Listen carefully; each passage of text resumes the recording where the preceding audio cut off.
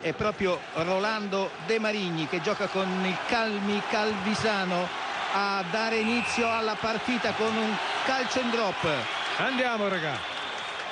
Sulla linea dei 22 c'è subito la presa al volo, la Scozia tiene il possesso dell'ovale, sulla linea dei 22 ancora tiene il gioco lì, ci sarà probabilmente un calcio molto lungo, vediamo. E no, era un calcio e c'è subito Mauro Bergamasco e va in meta l'Italia al primo minuto dopo appena 30 secondi di gioco.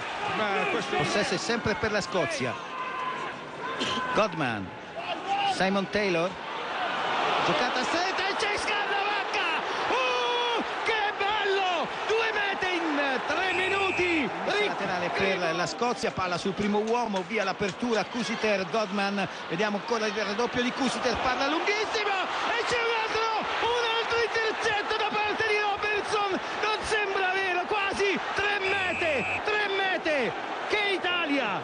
Io ho niente da dire.